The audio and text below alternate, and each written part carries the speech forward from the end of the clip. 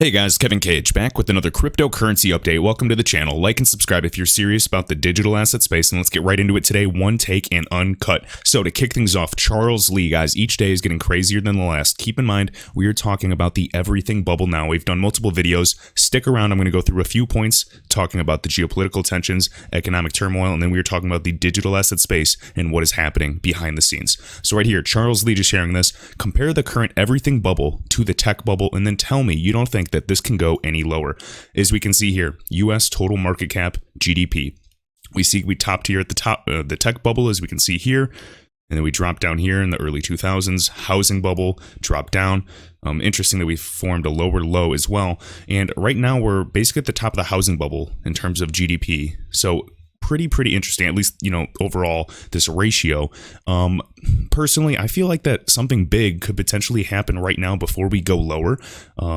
I'm not going to say some type of weird reset, but just keep your eyes out, guys. There are things going behind the scenes, predictions that, Trump may not per se say nationwide quarantine, but what will happen is every single governor, state-wise, will kind of, follow this rule. So they don't necessarily have to go in that direction. All right, so we will see what happens. Next up, so XRP, just sharing this, I found this to be interesting briefly. So again, European Central Bank, ECB, we have all kinds of, obviously, the top 40 to 50 governments working with Ripple. This is just like Crypto Aries said, this is undisputable at this point. We know that Ripple has APIs and connections with RippleNet. Granted, they are not all using XRP at this time, I understand that, but they are implemented with the software. And that is what I want to emphasize. So again, this is a document from 2019, just talking about this big bang migration in November 2021. Now also, the ISO 20022 messaging standards, this type of migration in Swift is also something to keep an eye out. I know that obviously the maturity would be by 2025 more so, but also in 2021, keep an eye out. So ECB, remember, the former IMF director, Christine Lagarde, is now the president of the ECB. All right, they speak highly of distributed ledger technology that is efficient. XRP. This is not Bitcoin, 100%. As we can see here, it says tools to migrate legacy payment systems to Ripple. Right here, everybody. So again, legacy payments, they were all developed 40 years ago. We need to update all of the software, all of the connections, the whole network of the correspondent banking network. And this pertains to cross-border interoperability and real-time settlement. All right, literally right there, highlighted. Okay, so again, migrates, and then it says Ripple as well. All right, next up. And then right here, just talking about the T2S migration project, a few here, and this is just target market segments again. I'm sure you guys are familiar with, Target 2, you're familiar with TIPS, TIPS, a lot of those acronyms.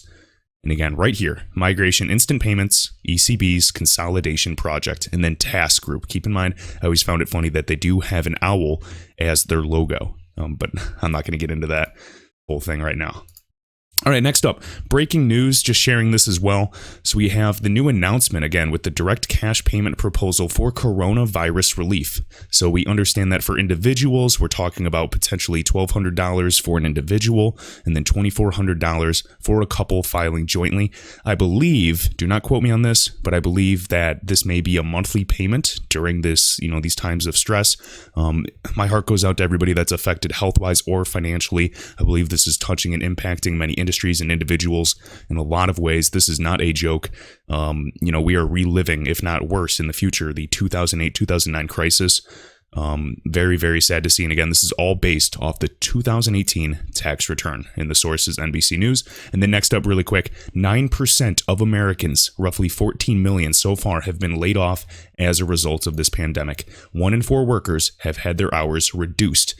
A lot of people I know, they are kind of getting urged and almost pressured per se to, volunteer to, not only work remotely, but reduce their hours or stagger their shifts, even in, healthcare. So, my heart goes out to you guys. Take precautionary measures as well. All right, next, crypto capital sharing this, guys. This is clearly what insider trading looks like. So as we can see right here, after assuring the public about the government's coronavirus preparedness, Senate Intel Chair Richard Burr, in one day, he sold off up to $1.6 million in stock. 1 week later, the markets began to fall. and his committee was receiving daily briefings. Same thing goes with a lot of individuals. We know maybe they were just hedging their bet, or they knew that we were at the top. Jeff Bezos, CEO of Amazon. We got Warren Buffett. You don't believe that they are somehow connected very well to what's going on? Maybe I like them as a person, maybe I don't, but I do believe insider trading is a real thing. All right, right here, Grimace just sharing this. So it's pretty impossible without inside information. This is the leadership, guys, and we are heading, clearly, we've been in a recession. If you look up the definition of a recession, we are essentially there. So Silver Watchdog sharing this. I just want to share this with you guys before we continue. These senators nailed the top of the stock market, essentially, after a closed-door meeting on January 24th. We can see these sellers: Richard Burr, Kelly Loeffler, Diane, Feinstein. We got Ron Johnson, and I don't even know how to say his last name. So keep that in mind. All right, next up. So King Solomon, I'm going to be sharing some information unless he gets back to making some videos, guys. He always ties things nicely together. This was as of January 2020, and these are just some huge partners that are connected to Ripple. All right, arguably, we already are connected partners, direct and both indirect, to everywhere in the world. So World Remit partners with Alipay to build global remittance service, cross-border payments. This is solely what Ripple is doing. Now, World Remit is utilizing Earthport. They are massive, been partners with Ripple for years for cross-border payments. And we know that Visa purchased Earthport. Everything is connected. All right, Earthport essentially equals RippleNet. Nothing to see here. So as we can see right here, and if you do your own research, you will find this exact same thing, I promise you. So Earthport, right here, Earthport is already proven to be an excellent partner for World Remit. Their fast, secure cross-border service is a valuable addition to World Remit's extensive money transfer network. All right, and this was CEO of World Remit. Next up, World Remit partners Alipay to build a global remittance service, and this was January 2020. And then again, Earthport and Ripple right here, and this is back to 2015 when they really connected. Earthport and Ripple are partners where Earthport provides payments and liquidity capability and enables Ripple connected sending banks to deliver payments globally. Feel free to pause it and read this right here. I've shared this many times in the channel, but we have a lot of newcomers that don't realize how deep these roots really go. All right, next up, XRP Australia sharing this. 2019 and 2020, well, I guess the past 9-year update, and this is why we love Ripple, guys, just some of their partnerships to understand, and these are more so direct partnerships, all right? These are only the top 15 partners. I'm going to go through these briefly. Check this out. So, first things first, and you guys can bet, you can check this as well. Banco Santander, again, one of Ripple's most prominent banking partners. They are a Spanish multinational bank that's shown a lot of support, one of the, original investors as well. They've, also gone to create many applications. I know you guys are familiar with, Pago as well, and then OnePay FX here. These are enterprise-focused apps that enable quick transactions, all right, utilizing RippleNet, all right? They're also expanding throughout Latin America. Next, Amex or American Express.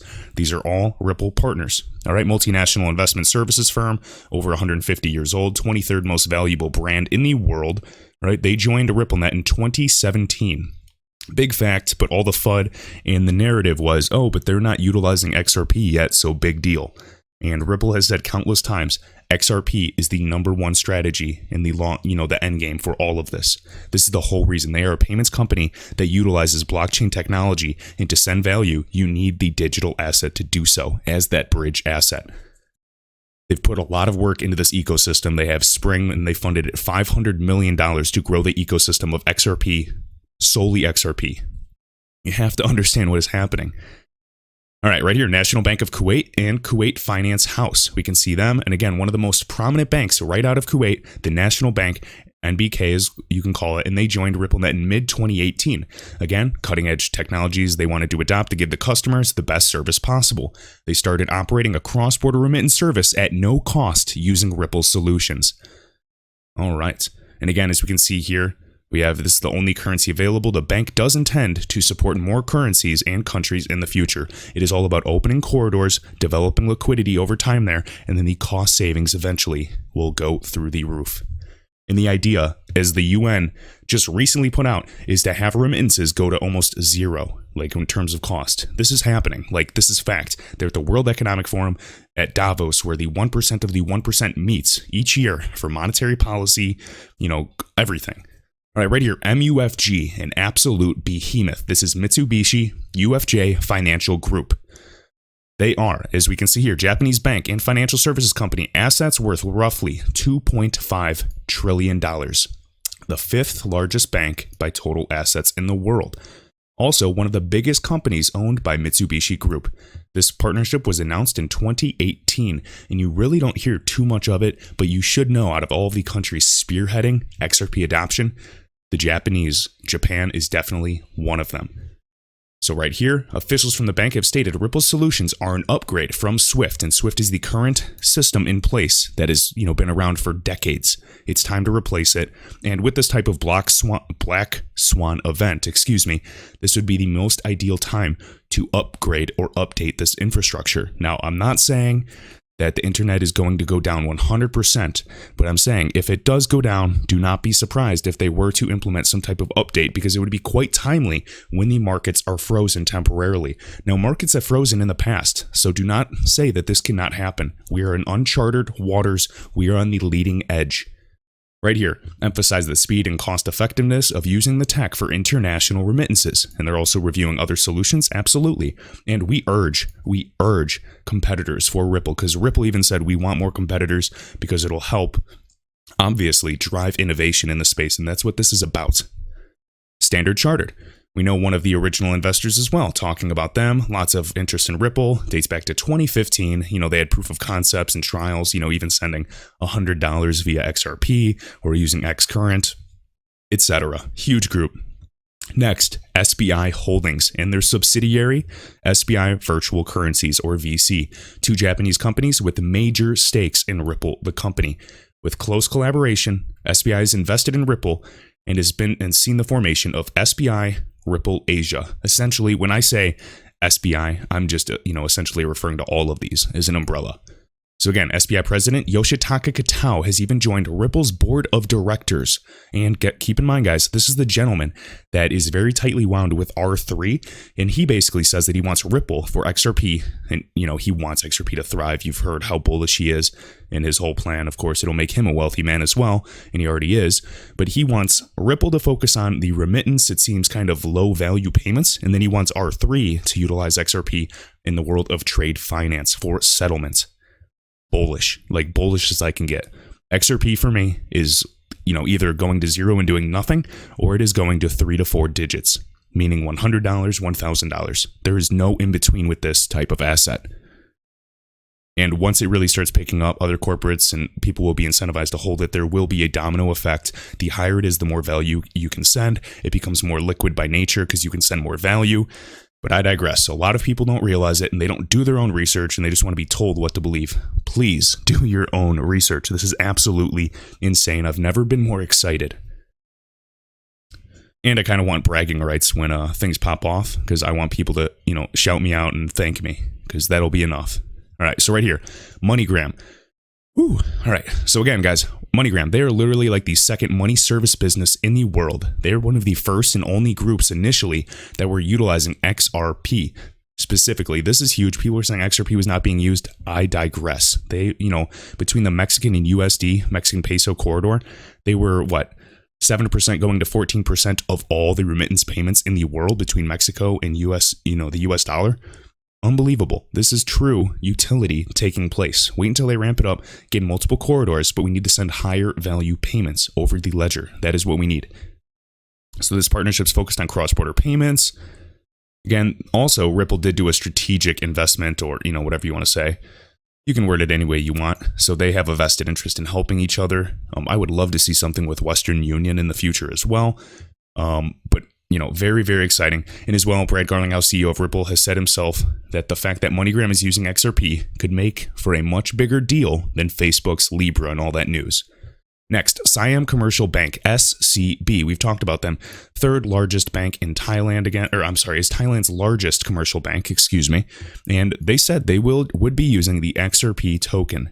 All right, they want to adopt all of Ripple's technology. Ripple has said time and time again There's kind of that, phase effect of how they want to roll it out, get the customers using all the software, and then basically after that, XRP is just one click of a button away to utilize. And when you want more and more cost savings, you're going to keep going. So you basically get them to trust the X current product and their whole system. Now I know we got rid of the X series for the most part. The whole thing is called on-demand liquidity, but essentially XRP is integrated now to just be easy to roll out when and where they want to. All right, Credit Agricole. There's been a lot of videos I've shared with them, headquartered right out of France. So Credit Agricole is the world's largest cooperative financial institution. Several of the institution's entities are making use of Ripple's tech. Most of these operate around the Swiss border. Specifically, the customers of these regional banks were able to transfer their salaries paid in Swiss francs to their French bank accounts. All right, we can see Paris Blockchain Conference announced they'd launched the cross-border remittance program with Ripple, which was tested with the Swiss regional banks as well. Next up, Barclays, guys. Barclays is a British multinational investment bank and financial services company, net worth assets worth over 1 trillion, and this is British pound sterling. So Barclays has worked extensively with Ripple, having its investment arm around $1.7 million of funding for SendFriend, and I know many of you are familiar with that as well. They are essentially a remittance startup. They do use XRP for international transfers. I believe they're actually relatively small at the time being. Correct me if I'm mixing them up with another group that starts with Send, but I believe they are sending between US dollar and the Philippine peso for remittance, based out of New Jersey. But keep in mind, I'm reading on a daily basis, guys. Without, the internet, my brain would be mush because I just can't remember all of this. All right, so in 2016, Ripple announced a consortium of 12 banks, including Barclays, led by R3, and this is the group I just mentioned with SBI and the President, Yoshitaka Kitao, guys. These are the behemoth I'm looking for. A lot of people say, no, but if you literally go to R3's website, type in Corda, their open source blockchain network, XRP is the only digital asset named that they, could settle with and utilizing between all of their banks. To me, Ripple's a private company, R3. These are, the Wall Street investors, the Wall Street boys trying to get their slice of the pie and dominate this market as well. But again, I can be a little cynical with how I see things, but that's how I see it. And you can go right there. And of course, they can settle with other digital assets, but it's interesting that they've named solely XRP because R3 does own a lot of XRP. R3 and Ripple have had their battles legally and kind of disputing to settle on how much, XRP R3 will get as well. So there's just a lot that comes to this. So many people are going to be flocking to XRP. I'm not sure if they're going to suppress the price entirely and just do one, price set overnight, or it will go slow and steady. But time will tell, and I'm just trying to share this as much as possible. So again, they would be using XRP token to reduce cost and time associated with international payments. There's so much money moving cross-border. All right, next, First Abu Dhabi Bank. All right, so again, right here, National Bank of Abu Dhabi. Notice how there are a lot of national banks of each country. And again, this is in the MENA region, the Middle East and North Africa as well, with Mr. Navin Gupta of Ripple, particularly largest international network, which can, covers 17 countries. The UAE is the fourth in terms of being the country with highest remittances. So again, the unbanked, the people that have a lot of friction with payments, they need to solve this and reduce the cost, not only for, everyday people, but also, corporates at about $19 billion in remittances.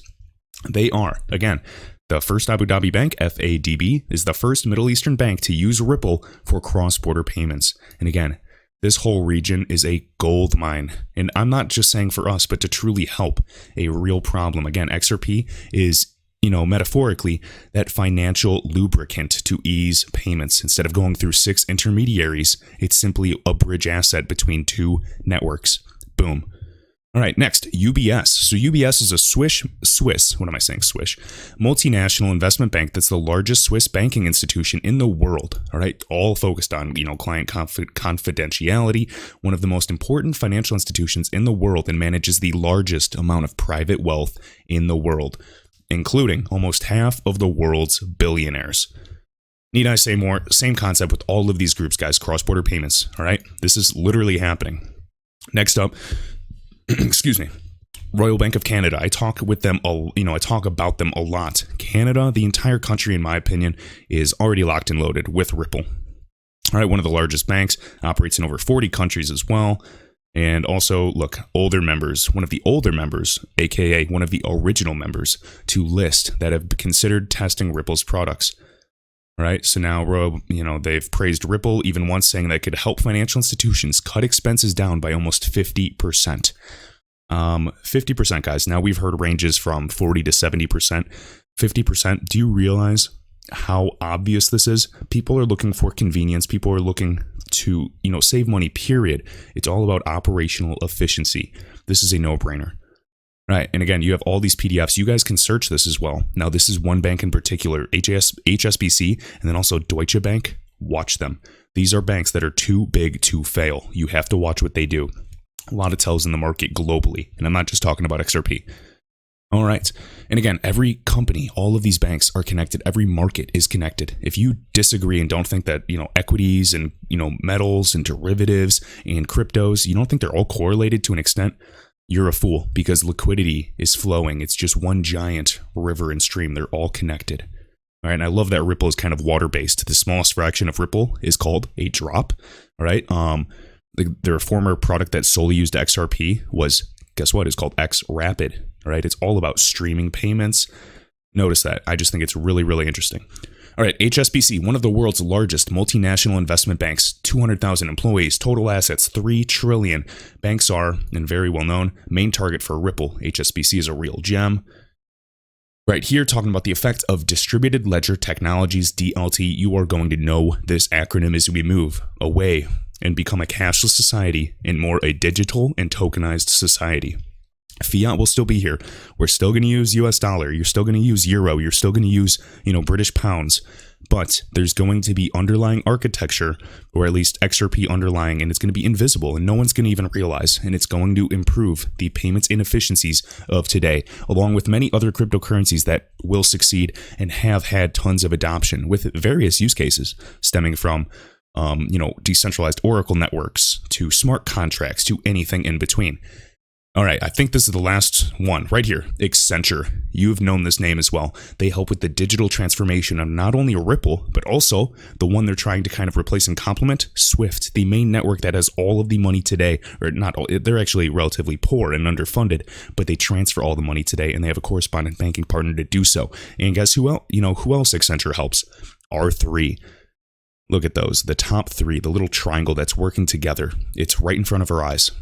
Accenture, one of the world's largest professional services firm, Fortune Global 500, partnership with Ripple is no small matter. And then go back to Ripple and look up, Finastra, look up Finabler. Your mind will be blown, right? Talking about, Accenture targeting digital identity management, supply chain. This goes beyond cross-border payments, guys. This is every vertical, security and financial services infrastructure.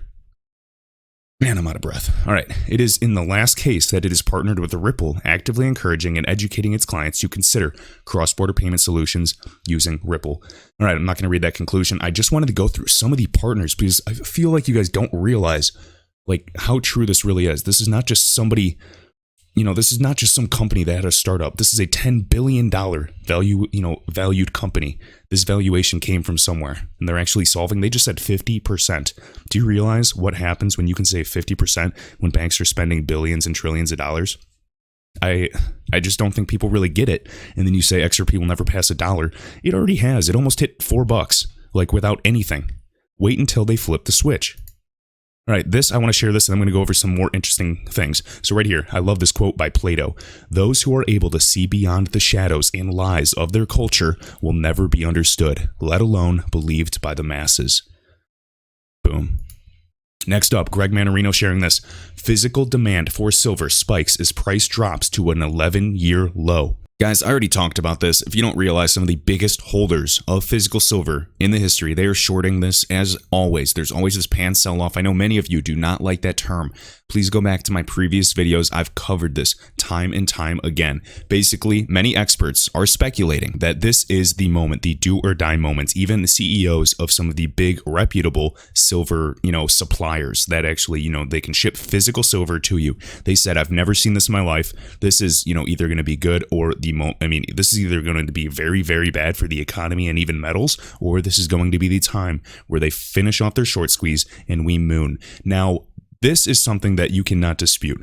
So essentially, with some type of recovery, many experts that I've shared on this channel, and I'm talking about actually showing quick video clips, and I mean, they're typically interviewed on the news on CNBC and things of that nature.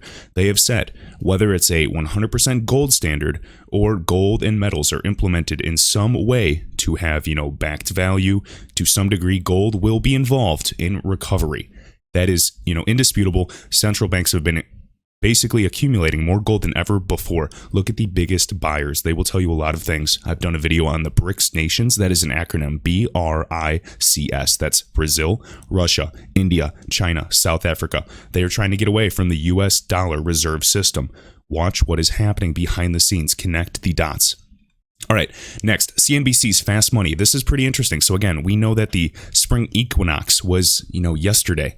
So right here, we have a quadruple witching. It will take place tomorrow or today as options and futures contracts on stocks and indices expire on the same day. Ahead of the event, we have this gentleman, and he talks about what to expect, how to position given the typical market volatility. And you expect a lot. Now, personally, I haven't seen a lot of volatility. We know the Fed is pumping as always. It seems like we're trying to stabilize the market to some degree. Triple witching, if you guys want to learn, basically high level, and I know a lot of people have talked about this already. Triple witching is the quarterly expiration of stock options, stock index futures, and stock index option contracts, all occurring on the same day. Happens 4 times a year, third Friday of March, June, September, and December. Okay, now we can talk a little bit about this as well. Essentially, tons of activity, tons of volatility, and you can expect some big moves as well. Right here, triple witching days, particularly the final hour of trading preceding the closing bell, which is called the triple witching hour, can result in escalated trading activity and volatility as traders close, roll out, or offset their expiring positions. We will see what happens. All right, we're going to finish up with this. This is XRP_Crow. This is Marjan Delatine. Keep in mind, she was with Swift working on the product called Swift GPI, a literal competitor to Ripple's technology with Xcurrent. It still does not solve the problem, but you know what does solve it? On-demand liquidity via XRP, because it reduces the pre-funded accounts around the globe. This was typically, in my opinion, a product to kind of sign on, typical FUD, and it's kind of delaying the inevitable. They have to embrace distributed ledger technology. Watch. Like, what I want to emphasize is this. You guys say XRP's BS or DLT's all hype.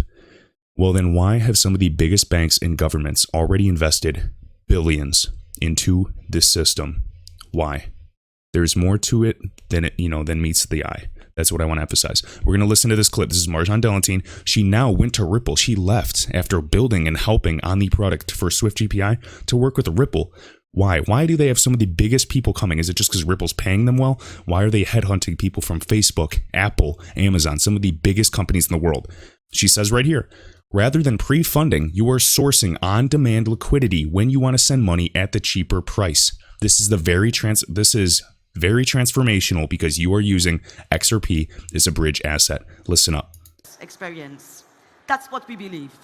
And we think that digital assets and the use case of the digital assets in the cross-border payments is rather than pre-funding in a world that it is, everything is real time, sourcing on demand liquidity. So when you want to send the money, you just go and you take the liquidity at a cheaper price. The way that we are actually implementing this use case is very simple. We do have XRP, which is our native currency. So what we do is that rather than sending money in advance, you have $100, let's imagine, you want to send to Mexico, okay? Today, as I told you, 48 hours, the money needs to be there. You don't do that anymore as a payment service providers. You go to the crypto exchange, you convert the $100 to the XRP, and immediately after that, you reconvert back to the Mexican peso. This is very transformational in a sense that you are using the crypto as a bridge asset. Guys, I just want to emphasize you were hearing this from Marjan Delatine. She carries weight with her words. Now also, remember I was talking yesterday in a video, and please check that out. Marcus Treacher, current SVP of Customer Success for Ripple, He has a long history in banking, guys. He is actually on the board of directors for Swift, and he's been there for at least 6 years. And then he has 11 years with HSBC, that one bank I told you that is too big to fail. Now, when you invest in a digital asset, essentially, and you invest in anything, you are investing in the people. Now, these are the people I believe have a great network of individuals that truly want to put a dent in the universe. And that was a quote from Ripple as well. So with that, guys, be sure to hit the like button, share this video around, and I will see you in the next one. Be safe.